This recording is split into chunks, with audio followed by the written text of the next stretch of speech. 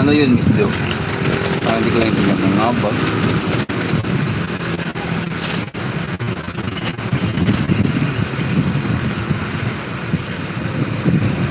Wow, nakanta na.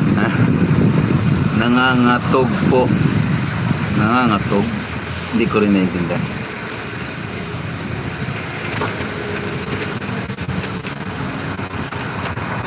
Sorry po, sorry po.